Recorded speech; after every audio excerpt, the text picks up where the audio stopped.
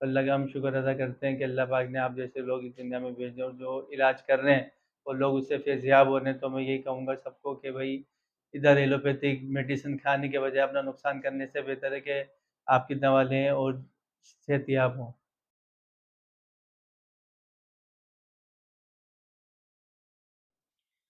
اور کوئی بات کہنا چاہیں گے؟ یہاں آئے کیسے تھے آپ؟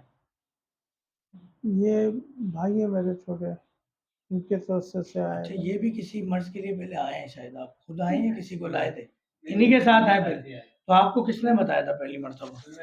مطلب یہ یوٹیوب وغیرہ میں دیکھ رہا تھا، اس میں آپ کے کلپ آ رہے تھے کافی سارے، آپ مانگے ہوئے تھے شارجہ، تو پھر مجھے بڑا تعجب میں ملا یار اس طرح ہو ہی نہیں سکتا۔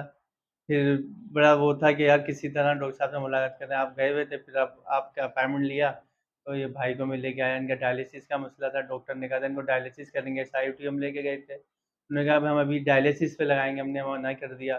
پھر آپ کے پاس لیا کیونکہ میں نے ایک دو پیشنٹ آپ کے دیکھے تھے جو ماشاء اللہ صحیح ہوئے تھے ڈائلیسس سے، تو میں نے بولا بھائی کو کہ یہاں چلیں، تو ابھی اللہ کا کرم ہے کہ ماشاء اللہ ڈائلیسس کا مسئلہ بھی ختم ہو رہا ہے اور شوگر بھی ماشاء اللہ ختم ہو گئی ہے۔ کنڈیشن میں آپ SIOT گئے تھے؟